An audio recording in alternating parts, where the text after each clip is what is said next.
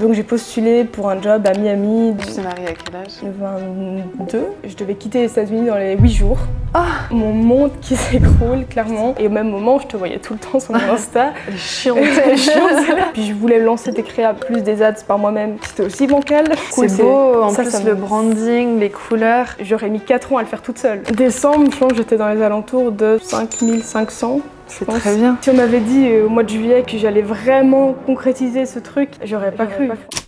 Hello l'équipe, j'espère que vous allez bien. Je suis très heureuse de revenir un peu dans un format podcast. Aujourd'hui c'est spécial parce que j'invite une fille absolument superbe que j'ai rencontrée la première fois dans la BWA, puis à Malte, puis aujourd'hui chez moi. Et elle est là pour partager son parcours. Vous allez voir, elle est passée par plein de chemins, de petites aventures. Elle a créé sa marque et j'ai eu l'opportunité de l'accompagner. Aujourd'hui, j'introduis Lucie. Je suis hyper contente de te voir. Salut Mélie, merci à toi en tout cas de m'accueillir chez toi. C'est trop cool d'être ici. Avec plaisir. Peut-être que tu peux commencer, Lucie, par t'introduire, même si moi je te connais. Ouais. Je pense que c'est bien, les gens ne te connaissent pas. Okay. Qui es-tu? Quel âge as-tu? Alors du coup, je m'appelle Lucie, j'ai 24 ans. Je viens de Belgique. Tu viens d'où de Belgique? De Waterloo précisément, c'est près de Bruxelles. C'est une petite ville près de Bruxelles, très sympa. Et du coup, je me suis lancée dans l'e-commerce en juillet 2024. C'est récent, l'année dernière. Ouais, ça fait que je pense 7 mois maintenant. Quelque chose comme ça. Et du coup, j'ai créé une marque de produits d'entretien pour les sacs à main en cuir. Donc c'est très niché, mais ça me plaît de ouf, c'est trop chouette. C'est génial. Et avant de lancer ça, fais-nous une petite rétrospective. Tu es née en Belgique, Je suis née en Belgique, je suis 100% belge. J'ai fait des études de marketing. J'ai travaillé un peu dans le marketing en Belgique pendant quelques mois, quelques années. Puis ensuite, une boîte, genre dans une boîte, j'étais chez Chanel en fait, à Bruxelles. Trop bien. Et là, t'as quel âge un petit peu? J'étais jeune, j'étais très jeune, j'avais 19 ans. Ok, ah oui. En fait, j'ai vraiment tout fait très vite. Genre les études, 3 ans très vite. Puis j'ai directement trouvé une opportunité chez Chanel pendant peu moins d'un an. Et t'avais postulé, tu t'es dit, moi je veux bosser chez Chanel, ou ça s'est fait un rêve peu de petite fille, de travailler. Genre le marketing de luxe, comme ça a toujours été un monde qui m'attire. Très bien. Et puis j'adore les petits sacs à main Chanel et tout. Je comprends, moi aussi. Donc j'avais postulé là, c'était trop chouette. Mais j'avais quand même cette envie en moi de bouger de la Belgique. Je voulais pas rester en Belgique, donc j'allais chercher les opportunités professionnelles. Pourquoi pas? J'ai honte de dire. Non mais il y en a c'est la météo, il y en a c'est les relations, la famille. C'était quoi pour toi? Non, clairement c'était la météo et j'ai toujours eu ce besoin de bouger, de voyager, de voir autre chose. Je suis sagittaire, je pense que ça joue. Les vrais sagittaires ont ça, ont cette bougeotte en intérieur en eux. Et du coup c'était plus à titre personnel ou professionnel? Tu t'es dit la Belgique? En fait je me dis les deux parce que je veux trop bouger et je veux avoir une expérience professionnelle à l'étranger. Donc j'ai postulé un peu partout, puis j'ai trouvé une expérience professionnelle, enfin un job à Miami, dans l'immobilier. Et là, t'as fait longtemps chez Chanel? Moins d'un an. Genre c'était un stage rémunéré. Donc là, t'as 20 ans, ça veut dire. Ouais, non, parce qu'en fait, du coup, j'ai quand même voyagé un peu à gauche à droite pour essayer de trouver un job à l'étranger. Genre j'ai fait l'île Maurice pendant quelques mois. Bien. Et je voulais trop trouver un job là-bas, mais bon, c'était pas possible. Genre les salaires en tant qu'expat là-bas, c'est pas facile de trouver un job. Donc je suis rentrée en Belgique, j'ai un peu fait du community management solo pour quelques restos dans ma ville.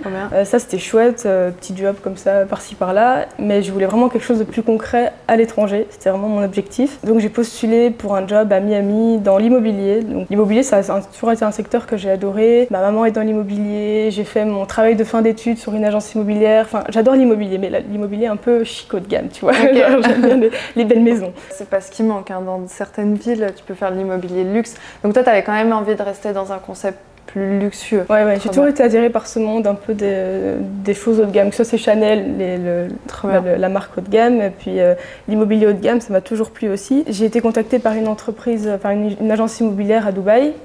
À Miami, pardon, qui cherchait quelqu'un pour tout ce qui est marketing, gestion, etc. Et donc là, je suis restée presque 2 ans. C'était trop chouette. J'ai adoré que ce soit la ville, que ce soit mon travail. J'avais un boss qui était incroyable, on s'entendait trop bien. Et en fait, du coup, ma vie était vraiment tracée. Et tu parlais déjà anglais quand tu y es arrivée ou c'était le départ? Ouais. Enfin, des petites bonnes bases. Scolaires. Oui, c'est ça. À l'école, aux études, t'as des cours d'anglais. Mais mon boss était français. Donc ça, c'était un gros plus parce que du coup, je me sentais un peu moins stressée au niveau de la langue.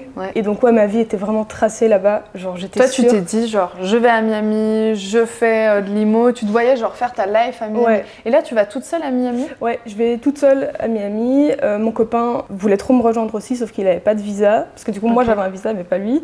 Du coup, on s'est mariés. Non, mais j'adore. Pour que lui puisse. Vous êtes mariés pour le visa Pour le ou visa. quand même parce que On s'aime, ça c'est sûr. Mais on n'aurait peut-être pas fait ça aussi précipitamment aussi si on n'avait rapidement. pas. Ouais. Mais tu t'es mariée à quel âge? 22, 21, Wow, 22. C'est ouf. C'était ouais, 2-3 ans. C'est fou.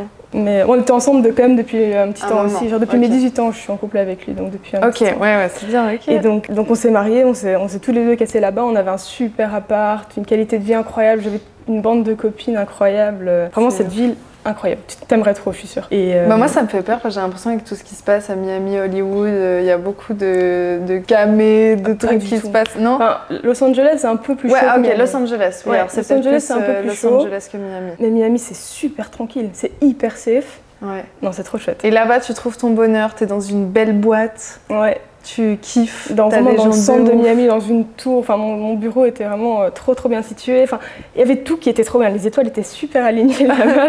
Mais jusqu'au jour où il y a une comète qui passe au milieu. Exactement. Donc là, mon visa s'expire. Et je me dis, ah bah pas de soucis, je vais redemander un autre visa, chill, je vais l'avoir. Moi, je veux vraiment rester ici, donc chill. Donc là, je fais toutes les démarches pour le visa. Et là, on m'annonce qu'il n'est pas valable. Genre, je peux vraiment pas l'avoir. En fait, c'est un peu une sorte de loterie là-bas pour les visas. Donc bref, j'ai pas eu mon visa. Et là, tu dois... Et là, vraiment, on m'a dit que je devais quitter les États-Unis dans les 8 jours. Ah, donc là, il y a vraiment mon monde qui s'écroule, clairement. Genre vraiment, je pensais que... Enfin, même dans ma tête, je réalisais pas en fait que je devais rentrer. Et donc je rentre dans les 8 jours, je vends tous mes meubles. C'était horrible, j'arrêtais pas de chialer à ce moment-là. Et donc je rentre. Et là, quand tu rentres, on est quand On est, il y a pas si longtemps, on est en mai 2024. Retour en Belgique, chez mes parents. Et là, tu te dis quoi? Parce qu'en fait, j'essaie de m'imaginer, mais quand t'as l'impression que tout est aligné, que tout est beau, tout est bien, là, on te dit en 8 jours... Ma cocotte, tu rentres chez toi, tu te retrouves chez tes parents en Belgique. Ah, tu te tires une balle. je me dis, franchement, tu tombes de haut. Et puis, en fait, je pense, alors je sais pas, mais t'as plus trop de pourquoi. Tu sais, tout ce qui faisait ta raison. Tout ce qui faisait sens, genre j'avais un goal, je voulais pourquoi pas être agent immobilier là-bas, parce que j'étais pas encore agent, j'étais juste dans le marketing. J'aimais trop ce monde-là, et là en Belgique, les maisons, l'immobilier, c'est nul, c'est pas très beau, c'est différent. C'est différent. C'est différent. Et donc j'avais clairement mon monde qui s'écroulait. Enfin, je sais pas ce que toi t'es comme ça aussi, mais je suis très un peu spirituelle dans ce monde-là, genre j'essaye de vraiment me dire ok, si t'es rentrée, c'est qu'il y a une bonne raison, c'est qu'il y a quelque chose de mieux qui t'attend que cette vie de malade que t'avais avant. Mais j'avais un peu du mal à réaliser quand même. Non, mais je suis très comme toi, j'écoute beaucoup et je me dis s'il y a des choses qui se passent, c'est que ça doit se passer, et si c'est pas le cas, c'est que... What the fuck is this? On va entendre? Complètement d'accord avec toi. Oui. Et donc, là, tu rentres en Belgique, tu essaies de te faire une raison finalement, t'as pas le choix parce que... C'est vraiment, j'essaie de rester au maximum positive en me disant ok, c'est qu'il y a quelque chose de mieux qui t'attend quelque part, soit ailleurs, soit en Belgique, on sait pas.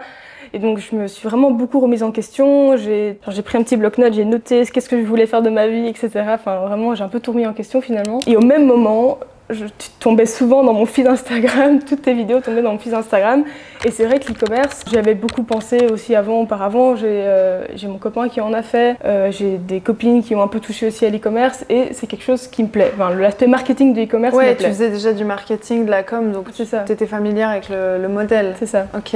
Et donc ça a pris quand même jusqu'à juillet, plus ou moins. Ouais, début juillet, j'ai commencé à me dire, bon, ok, Lucie, trouve une idée d'e-commerce, d'un produit que tu pourrais lancer, qui te plaît, qui a du sens pour toi, et vas-y, go, lance-toi. De toute façon, t'as quand même rien à perdre, t'as quand même plus rien là. Ouais, de toute façon, au mieux, au pire. Au pire. Donc je me suis souvenue d'une idée que j'avais eue il y a quelques mois auparavant. J'avais reçu un sac pour mon anniversaire, et au même moment, j'avais hérité d'un autre sac de ma grand-mère, un sac assez de luxe haut de gamme, et il y avait des petites taches dessus sur le sac que j'ai hérité. Je voulais trop en prendre soin, genre j'ai commandé plein de produits pour enlever les petites taches, etc. Et je trouvais que les produits étaient vraiment pas terribles. Genre déjà de 1, niveau composition, ils étaient bourrés de produits chimiques. Et déjà de 2, ils n'étaient pas suffisamment efficaces. Genre j'étais un peu déçue. Et donc je me suis dit, oh putain, ce serait quand même une chouette idée un jour de lancer une marque de ça. Je suis sûre que ça cartonnerait. Genre même moi là, j'en ai besoin et je trouve pas. T'as vu quand même que sur le marché il manquait quelque chose. Et pourtant t'avais essayé des solutions. Ouais, j'en avais acheté plein. Je les avais tous achetés. Et je les ai vraiment tous comparés et tout parce que je suis assez sensible de la composition des produits. Genre je fais quand même beaucoup attention dans ma vie quotidienne. Et ouais, j'avoue que j'étais quand même un peu surprise de la composition hyper chimique, genre du benzol, des agents de blanchiment, mais genre partout. Oui, en plus le cuir c'est quand même une matière fragile. qui a besoin d'être nourrie, travaillée, qui a une vie presque, comme le bois. Ça vit, mais clairement, clairement c'est une grave. matière vivante. Et les produits qu'on trouve, c'est des produits qui sont pour les chaussures aussi, tu vois. Mais les chaussures, c'est hyper solide, c'est hyper rigide. Tu peux mettre du bon produit bien nocif, genre ça va bien marcher. Mais les sacs à main, c'est hyper souple, c'est plus fragile. Et donc, je me suis rappelée de cette idée au moment où je suis rentrée en Belgique, où j'ai dit, ah, mais why not lancer ça? C'est vrai que tu avais eu l'idée il y a quelques mois, let's go. Et du coup, j'ai fait des fouilles archéologiques pour trouver des producteurs de ça en France, parce que je voulais que le produit soit made in France. Et donc, j'ai trouvé un chouette producteur français, une entreprise familiale qui fait ça depuis des années et tout ça. T'as recherché comment l'usine? Sur Google? C'est pas vraiment une usine, c'est vraiment un tout petit artisan. Genre, ils sont 10. Ouais, mais c'est bien, déjà, ça à taille humaine. Moi, je pense que vaut mieux être le gros client d'une petite usine que l'inverse. Et c'est bien, mais comment t'es tombée sur eux? C'est franchement Google, mais j'ai recherché pendant des jours et des jours. Et je les contactais et puis personne répondait. Et puis c'était un peu galère. Mais bon, eux, ils m'ont directement répondu. Et du coup, je leur ai parlé de mon projet. Ils m'ont dit, on va mettre en place une formule ensemble, adaptée pour les sacs à main en cuir. Genre, eux, ils étaient hyper à fond, ils croyaient de ouf en mon projet. Donc, trop chouette. Et donc ça a mis genre... T'as été les voir sur place ou non. Que téléphone? Que téléphone. Franchement, c'était efficace sur place. Et du coup, ils m'ont envoyé plusieurs échantillons des produits qu'eux avaient créés. Je les ai directement testés sur mon sac à main qui était taché. Et tu as vu le résultat? Et le résultat était ouf. Le résultat était incroyable. Et la composition était bien? La composition, c'est que genre la cire d'abeille, l'huile de jojoba, l'huile de carnauba. Enfin, c'est que des produits super naturels. Et la communication avec l'entreprise? Ça va. Ça va. Ça s'améliore. Ça s'améliore, Mathieu. Ça se travaille, la communication. Exactement. Parce qu'eux, ils ont plusieurs clients aussi, donc forcément, bien sûr. Fallait que je fasse un peu mes preuves au début. J'avais d'abord commencé par moi-même à faire mon site internet sur Shopify, en regardant des vidéos YouTube, en me disant ouais, ça va être facile, c'est bon, j'ai des skills en marketing, YOLO. Je vais le faire. C'est ça. Bon, après Shopify, en réalité, c'est simple. Ouais. À utiliser, à manier. Franchement, ouais, t'es un peu bancal quand même. Et donc, j'ai fait quand même pas mal de tests et tout ça. Et puis, je voulais lancer des créas plus des ads par moi-même. C'était aussi bancal. Genre, même avec les vidéos YouTube, genre, je regardais aux États-Unis parce que aux États-Unis, je savais qu'ils avaient pas mal de trucs. Et bon, c'est pas spécialement concluant et ça prenait du temps aussi. Tout prenait du temps. Le temps de chercher les bonnes vidéos YouTube. Ouais, ça va de trier l'information, de tester. Et je pense qu'aussi chacun a un peu ses techniques, ses manières de faire. Là, tu as le produit avec toi. Tu veux nous le montrer? Elle nous a apporté les produits de... La pochette, elle fait partie? Non. Oui. Trop bien. Donc j'ai 3 produits pour l'instant. Dont un nouveau. Qui date d'il y a genre... Une semaine. Qui est tout nouveau. Donc le tout nouveau produit, c'est l'imperméabilisant pour tous les sacs en cuir. Vous allez voir que c'est un produit qui est sans aérosol. Enfin, c'est un imperméabilisant sans aérosol. Tout est un peu pensé aussi pour que ce soit bon pour la planète et sans produits chimiques. Je suis très comme ça, moi, donc j'avais envie de faire ressortir ça sur ma marque. Trop bien. Et ça, donc, du coup, made in France, étiquetage en France. Ouais, tout français. J'ai également du coup un nettoyant qui s'appelle The Cleaner. Donc voilà, un nettoyant qui va vraiment nettoyer en profondeur contre les petites taches de graisse, d'humidité, d'usure, en fait, un peu toutes les tâches du quotidien. Tu vends les produits séparément, mais les gens peuvent aussi acheter en pack. En pack, duo. Exactement. Ok, d'accord. Ouais, c'est ça. Donc pour l'instant, du coup, il y a le pack duo et forcément, quand tu achètes les deux, tu as une petite réduction, voilà. Bien sûr, bien sûr. Et il y aura bientôt un pack du coup pour acheter les 3 produits ensemble. Il y a aussi le Leather Care du coup qui va vraiment hydrater en profondeur pour garder sa souplesse aussi au sac, c'est très important surtout en hiver. Genre là il fait très froid en France et en Belgique et les sacs sont tout rigides, sont tout secs comme ça en fait. Et donc là ça permet vraiment d'hydrater. Et là tu t'adresses aux sacs, donc les femmes qui ont des sacs mais c'est pas forcément des sacs de luxe, tu peux avoir un sac de brocante. C'est ça, tant qu'il est en cuir en fait, tant qu'il est en cuir.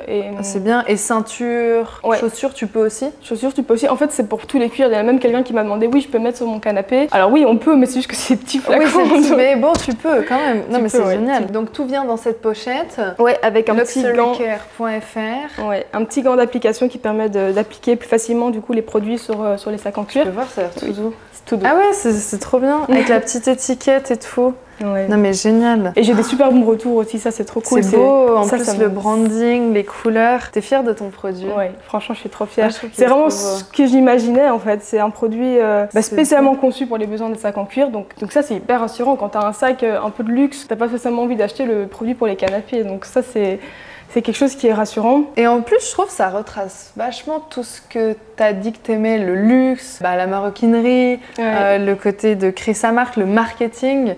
C'est vraiment l'image au reflet de peut-être ce que tu voulais. Mais c'est vrai, mais franchement, comme quoi, ça Miami, hein, peut-être que ouais, c'est ça. Et je me dis, voilà, c'est qu'il fallait que je lance quelque chose par moi-même, donc je suis trop fière d'avoir lancé ça. Et c'est ta marque. Moi, je trouve que c'est toujours le truc quand je monte les produits, quand les gens ils ont le produit. Je me dis, putain, genre, c'est le produit que tu as développé. Tu sais, t'as un peu un truc où tu dis, les gens, dans leur quotidien, ils utilisent un produit que tu as créé. C'est trop bien. Faudra que j'essaye. Ah ben, tu peux tous les garder, c'est pour toi. C'est vrai. Oui. Franchement, alors j'ai acheté un sac là et je me suis dit, peut-être le waterproof est bien. Et toi, quand tu recommandes, tu as plus une période autant en hiver qu'en été, parce que finalement le cuir, en été bouge. Aussi, le soleil, etc.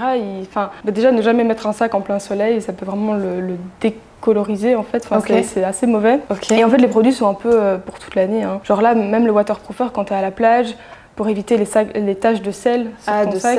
D'humidité, la pluie aussi. La pluie, tout à fait, parce que la pluie, c'est... Enfin, l'eau, c'est vrai que vraiment... ici, par exemple, quand il fait très chaud, tu es en bord de mer, l'humidité, elle est hyper forte. C'est génial. Sûr. Et là, toi, tu vends sur ton site, en France, en Belgique... En Suisse, Luxembourg. En Luxembourg. Donc raconte-nous un petit peu comment tu as commencé à vendre. Tu crées les produits, tu commences à vendre en juillet. J'ai créé les produits.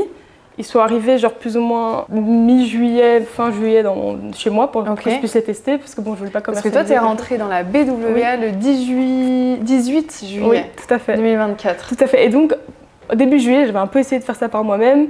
Mais je me suis rendu compte que tout prenait du temps, que j'avais vraiment besoin de quelque chose de structuré, les étapes structurées de comment faire pour vendre, comment faire pour analyser les résultats, comment faire pour faire des bonnes créas. Enfin, vraiment, j'étais perdue. Entre toutes les vidéos YouTube que tu vas trouver sur Internet, tu es perdue. Il fallait que je passe à l'action à ce niveau-là. Et au même moment, je te voyais tout le temps sur mon Insta. Chiante.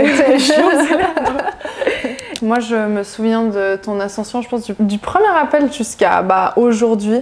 Je me rappelle vraiment bien des gens, surtout quand c'est des produits qui changent. Et là, tu as vraiment créé un produit à ton image. Tu as bossé, tu as persévéré, tu as posé des questions. Tu étais genre présente à tous les lives, dans le Discord. Et moi, je le vois, les élèves, les personnes qui posent des questions, etc. Franchement, tu as persévéré jusqu'à encore aujourd'hui. Raconte-nous un peu ta progression. J'ai pris la formation du coup le 18 juillet. Puis le jour où j'ai eu accès au Discord et à la formation, j'ai pas perdu une minute. Genre, j'ai directement regardé toutes les vidéos. Je voulais absolument avancer et je me suis rendu compte que vraiment la BWA, ce que j'ai fait là en 7 mois, j'aurais mis 4 ans à le faire toute seule. Je le sais. Et genre, en fait, tout est hyper structuré, rapide. Tu vois directement les étapes que tu dois faire. Tu passes pas par 14 000 chemins. Genre, c'est ça que tu dois faire. Comment analyser les résultats, comment faire des bonnes créas. Ouais, donc là, tu avais retravaillé le site. Tu as commencé à faire les créas. J'ai tout retravaillé à zéro. En fait. Je me suis rendu compte que mon site était pourri, que mes créas étaient pourries. Tu sais que moi, j'ai des personnes qui rejoignent des fois la BWA qui ont déjà un produit qui me disent non, mais moi, j'ai pas besoin et tout. Je suis déjà en place, je suis là. Si, recommence du début. C'est pas de recommencer, mais c'est de se remettre en question et de voir aussi les choses sur une autre perspective. T'as lancé quand tes publicités? J'ai officiellement lancé mon site début septembre. Enfin, lancé mes vrais créas début septembre. Quand tout était nickel. Donc là, j'ai commencé à avoir des petites ventes par-ci par-là. C'était chouette, j'étais trop contente. Genre, je me souviens très bien de ma première vente. J'ai mis de pleurer de joie, genre c'est fou. La petite notif là, la petite notif Shopify qui arrive sur ton téléphone, t'étais trop content. Et je me suis dit, ok, c'est bien, c'est qu'il y a des gens qui sont... Enfin, ça a marché quoi. Et là, tu faisais de la pub en France, en Belgique? Que Belgique, je pense, à ce moment-là. Que à ce moment-là, parce que c'était le marché que je maîtrisais le mieux. Et voilà, je me suis dit, base-toi d'abord sur ton pays. Et puis, mais d'ailleurs, c'est un peu le problème aussi de la Belgique, c'est que tu as plusieurs langues. Donc, est-ce que je vais faire mes créas en néerlandais, en français, et même la logistique, on parlera après, où tu as réussi à optimiser parce que ça te coûtait trop cher d'expédier tes produits depuis chez toi. Donc là, tu lances tes premières pubs. En termes de croissance, si on parle un peu de chiffre d'évolution. Bon, je pense que le premier mois, ça devait pas être très terrible, mais j'étais quand même... Mais attends, c'est un premier mois, genre tu développes le produit, c'est normal, c'est normal. C'est vrai que je suis un peu dure avec moi-même. Oui, t'es dure, franchement, t'es méga dure. Parce que c'est tout à fait normal, des fois même de faire une vente, 2 ventes, 3 ventes. La réalité, c'est que tu te dis juste, ok, il y a un marché, il y a un potentiel, il y a quelque chose. C'est sûr, non, c'est vrai. Donc les premiers mois, donc les premiers mois, je pense qu'en septembre, j'ai dû faire 650 € de chiffre d'affaires, si je me souviens. C'est trop bien. Genre j'avais fait l'équivalent, genre je pense de 12-13 ventes en un mois, et j'étais trop contente. J'étais trop contente. Et après, franchement, tous les mois après, ça a été exponentiel mes montants. Genre ça a continué. Ça a continué. Septembre, octobre, novembre, décembre, aujourd'hui. Décembre, janvier. surtout le meilleur mois, c'était décembre parce que avec toutes les fêtes, les machins et tout. Décembre, tu fais combien de chiffre d'affaires? Décembre, je pense que j'étais dans les alentours de 5500. C'est très bien. Bon, en vrai, ça m'a quand même fait plaisir. Et le mois de janvier, là, ça continue? Le mois de janvier, ça continue. En février, là, pour l'instant, tout se passe très bien aussi. Donc, j'ai vraiment confiance pour les mois à venir. Ouais, c'est chouette. C'est trop bien. Et faire mieux un petit peu chaque jour, c'est ouf. Et là, en décembre, tu me dis, je me souviens qu'au niveau des marges, c'était short parce que l'expédition coûtait trop cher. Je me souviens de ton tableau Excel. Moi, j'avais vu ton expédition. J'étais là, oh my god, faut optimiser ici. Exactement. Je pense que mon plus gros challenge les premiers mois, genre depuis décembre, ça a été clairement la rentabilité. Genre, j'ai eu des petits soucis de rentabilité justement à cause de l'expédition qui était beaucoup trop chère. Beaucoup trop cher. Genre, je voyais que la plupart de mes clientes étaient en France ou en Suisse.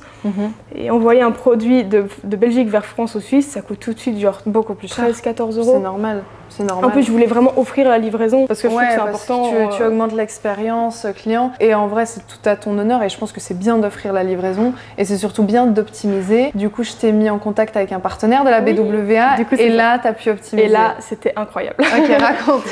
Comment tu as optimisé? Et du coup, tu m'as mis en contact avec Thibaut qui, lui, a un entrepôt en France près de Charles de Gaulle. Donc, en fait, ça a été vraiment un game changer pour moi parce que les prix d'expédition sont passés de 14 € à 4,90 €. Mais tu te rends compte de 14 € à 4,10 €. C'est ouf. Oui, et pour recontextualiser pour les personnes qui nous écoutent, c'est que les partenaires, eux, ils ont des contrats avec la Poste, Colissimo, etc. Et du coup, ils n'ont pas les mêmes prix que si toi, tu vas à la Poste poster ton colis. Et puis eux, colis. ils sont directement en France aussi. Ben donc oui, en fait, aussi. forcément, les prix français. Et ils peuvent expédier du coup partout dans le monde. C'est-à-dire demain, si tu veux vendre aux États-Unis, ils peuvent expédier aux États-Unis, au Canada, Belgique, Suisse, Allemagne. Ouais. Donc là, pour l'instant, je me focus sur les 4 pays, donc Suisse, France, Belgique, Luxembourg. Très bien. Mais vraiment, un objectif pour 2025, c'est le marché US. Je vais essayer. Mais il faut. Après, je pense que le marché français est assez friand de la maroquinerie. Enfin, j'ai l'impreson quand même que les gens, ils aiment les beaux sacs, les beaux accessoires. La Suisse aussi, le la Suisse aussi. Franchement, mes deux principaux clients, c'est France et Suisse. Bon, en plus, c'est un gros marché. Hein. Je pense que tu peux encore scaler un petit moment. C'est vrai que j'ai le temps. Mais c'est parce que les États-Unis, comme j'aimerais trop y retourner un jour, je me dis c'est une porte. C'est une petite porte d'entrée. Non, mais c'est bien, il faut. Ouais. Et là, du coup, comment tu vois ta marque? Là, tu avais 2 produits. Tu viens de développer le waterproof. Troisième produit, le 3e. Et j'aimerais trop développer encore d'autres produits, des cires ou des produits pour le daim, exclusivement pour le daim, parce qu'on me demande souvent. Parce que du coup, ces 2 produits-là sont pas bons pour le daim. Ah ouais, donc là, tu peux vraiment faire une perspective de marque où tu restes dans le traitement des matières ou des produits de luxe et peu importe la matière finalement. C'est ça. Donc il y a le cuir, il y a le daim. Est-ce qu'il y a d'autres matières un peu clés que tu peux... C'est les 2 principaux. Daim, ça a plusieurs déclinaisons. Il y a le nubuck, il y a le velours. Pour le cuir, tu as différents types de cuir. Tu as des cuirs très fragiles comme le cuir d'agneau, où souvent les Chanel sont fabriqués à base de cuir d'agneau et c'est les cuirs les plus fragiles en fait. Ouais, et cuir de veau, c'est fragile? C'est très fragile aussi. Ok. T'en as un? Oui. Tous les végans qui vont nous regarder, ils vont boycotter la vidéo, ils vont mettre des commentaires. Oui, j'ai le Céline, c'est du cuir de veau. Ouais, c'est très fragile. Tu pourras tester mais les produits. Mais c'est bien parce que le cuir, il est tout souple et tout, c'est tout doux. Donc ouais, non, mais c'est ouf. Donc la perspective de croître, de continuer à développer des produits avec mes producteurs et pourquoi pas scaler ça aussi à l'international. J'aimerais bien vendre mes produits un peu partout. Maintenant que je travaille avec Thibaut, j'ai plus de prix accessibilité, de flexibilité. Ouais. Parce que c'est ça, avant je faisais tout dans mon salon, genre j'expédiais les produits, je les emballais dans ma petite boîte, j'allais à la poste tous les jours déposer mes colis. Et c'est cool quand t'as des petits volumes, mais quand tu commences à faire beaucoup plus de ventes, tu te rends compte que ça prend la moitié de ta journée en fait de faire les ça. Les problèmes de riches arrivent. Moi, c'est ce que je dis, parce qu'au début t'es là, tu fais ton petit small business, et après tu te dis non mais purée, il faut que je fasse ça et ça. Problème de riche, tu vends et tu dois c'est que des problèmes que t'as envie d'avoir. Ouais, c'est des problèmes, c'est des bons problèmes. Ouais. Toi, dans ta vision un peu d'entrepreneur, on en parlait, t'es venu à Malte. T'as rencontré aussi d'autres personnes de la BWA. C'était trop chouette, une expérience incroyable. La dynamique. Oui, c'était hyper intéressant. Genre, toutes les personnes aussi qui ont parlé, qui ont fait une petite présentation de différentes compétences et tout, c'était super intéressant. T'as appris des choses? Ouais, j'ai appris beaucoup en termes de créativité, je pense aussi.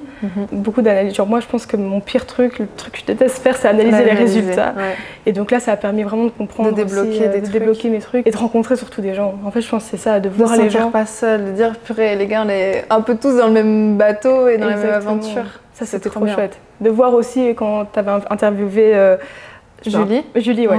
Qui elle a un parcours incroyable, hyper inspirant et tu dis ok mais moi aussi je veux le faire et c'est hyper motivant. Et Julie elle a commencé comme ça aussi à faire sa première vente et son premier mois où elle a fait peut-être 1 000 € et puis aujourd'hui c'est d'une autre ampleur. Elle vit ça, c'est trop chouette. Donc franchement c'est hyper inspirant. Je pense que c'est vraiment ça le plus inspirant, c'est de voir que des gens comme toi et moi, comme tout le monde, tout le monde peut y arriver et si on a la motivation, si on a le projet qui nous tient à cœur. T'as eu la motivation, t'as eu la persévérance et je pense que la différence c'est aussi que peut-être t'as exploité tout ce que tu pouvais avoir au sein de la BW, on en parlait juste avant, mais tout est fait pour réussir et quand t'arrives à tout prendre, exploiter, poser les questions, il n'y a pas de raison pour que tu n'y arrives pas si d'autres y arrivent en franchement, réalité. c'est ça, c'est exactement ça. Et franchement, c'est l'aspect hyper accessible à tout le monde qui m'a beaucoup plu. En fait, pour moi, les gens qui réussissaient ou qui vivaient vraiment de ça, c'était des gens qui avaient genre des années d'expérience, qui étaient déjà dans le marketing depuis longtemps. Mais en fait, non, c'est des gens qui ont soit fait une reconversion professionnelle, qui en ont marre de leur travail, qui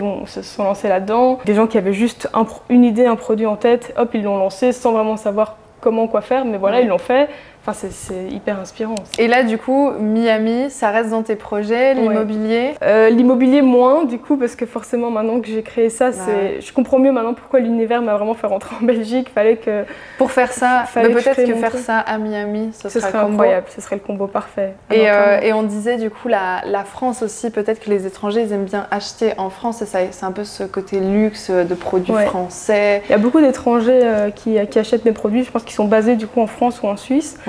Et donc oui, clairement le côté... Oui, et puis t'as un branding un peu anglophone aussi dans le nom de marque. Ouais. Moi, c'était le premier truc qui m'inquiétait, c'est que ce soit peut-être trop anglo-saxon. C'est vrai que le nom de mon produit et ma marque sonne... Enfin, c'est très anglais. Et en B2B, on en disait, c'est vrai que toi, tu peux te placer dans des boutiques aussi maintenant. Ouais. Mais j'ai pas mal de boutiques justement qui me contactent pour qu'eux commercialisent mes produits, que ce soit en Belgique ou à Paris. Je pense que Paris, ça peut vraiment être une bonne idée. Enfin, Bruxelles aussi. C'est sûr. Et donc oui, je réfléchis, c'est vrai que ça peut bien faire... Mais je vais juste suivre en gestion des stocks pour avoir... Parce que du coup, chaque fois que je commande un nouveau stock, c'est petit stock par petit stock pour l'instant. Ouais, step by step. Mais bon, après, je pense que le next level, c'est qu'on ait des gros volumes, quoi. Je le souhaite et je donnerai tout pour t'accompagner pour que tu puisses faire des gros volumes. Ce serait quoi ton objectif de volume? En termes de vente, enfin de nombre de produits vendus? Ouais, par exemple, ou de volume de chiffre d'affaires, comment tu vois ta marque? En fait, franchement, là, je savoure chaque étape. Genre, je sais pas comment expliquer. Trop bien.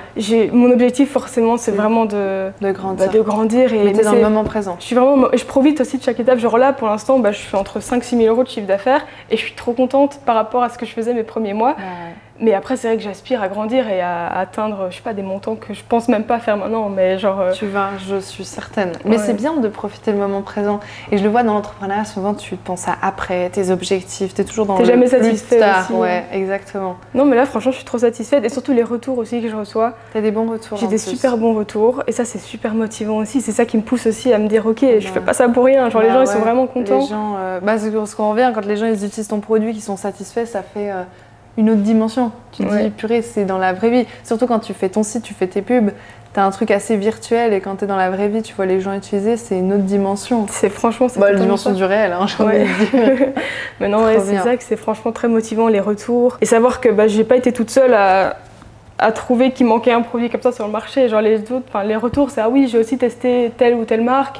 Mais là, franchement, avec Luxury Care, je suis trop satisfaite. Et t'as masterisé le produit. C'est franchement trop motivant. J'en résulte que t'es satisfaite de ce que j'ai pu t'offrir au sein de la BWA. C'est un truc de fou. Mais en fait, je suis très contente. Genre vraiment, moi, ça me touche, je pense, tellement de me dire que je peux juste aider. Tu vois, je m'approprie pas le mérite parce que le mérite, il te revient et vous revient. Allez, franchement, mais pour être honnête, aider, c'est tellement ouf pour moi. Je suis trop contente. Oui, mais moi, je suis trop contente aussi.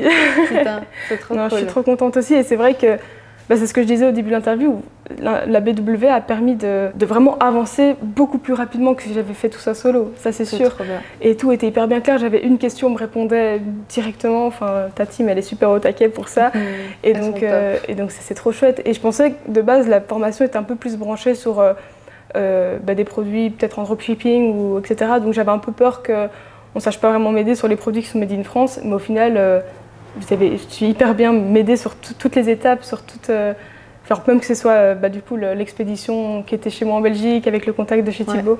Enfin, tout était parfait et c'est pas du tout pour l'interview que je dis ça. Genre franchement, je suis trop satisfaite de la mais on a de plus en plus, on a des élèves qui ont des produits de France, de Belgique, de Suisse, même du Canada, etc. Ah oui. Et en réalité, le produit, peu importe, tant que tu sais le vendre. C'est une question de comment est-ce que tu arrives à comprendre le produit, comprendre le marché et réussir à le vendre. Toi, tu penses qu'on peut vraiment vendre tout et n'importe quoi. Oh non, pas tout et n'importe quoi non plus.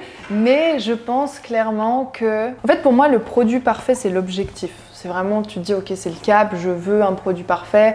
On va travailler pour développer ce produit parfait. Au début, si on a un produit qui est bien, qui est bon, il est vendable. Maintenant, les produits de merde ou vraiment de mauvaise qualité ou qui n'ont pas de sens, non, ça n'a pas de perspective parce que déjà, il sert à personne dans la vie réelle. Que vendre un produit qui te plaît pas, la réalité c'est que tu peux pas travailler et persévérer sur un produit qui te fait pas kiffer.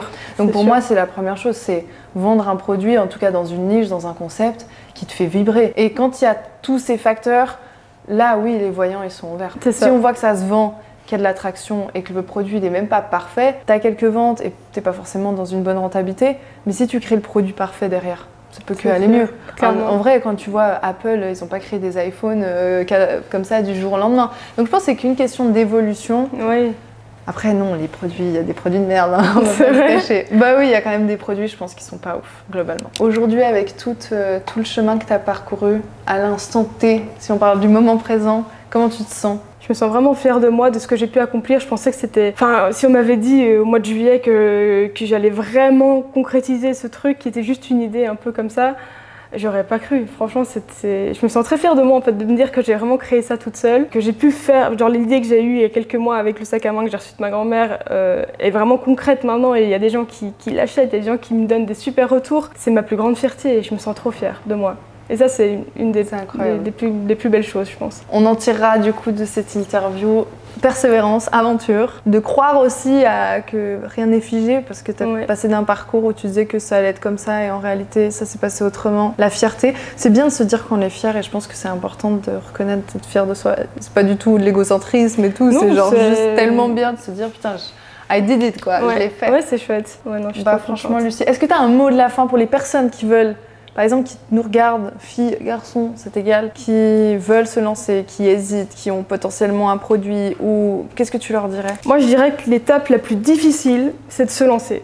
Et une fois que tu es lancé, tout est beaucoup plus fluide, tout paraît beaucoup plus clair, beaucoup plus facile. Mais la plus dure, c'est vraiment de se dire « Ok, je me lance ». Donc en fait, il ne faut pas trop paniquer à cette étape-là. Il faut même prendre confiance à cette étape-là. Et après, on verra que tout sera beaucoup plus facile et beaucoup plus atteignable. Donc ça, je dirais que c'est le conseil. Bon, même si je suis personne pour donner un conseil. Mais si, c'est important. Tu as eu ton parcours, donc pour toi, il faut te lancer.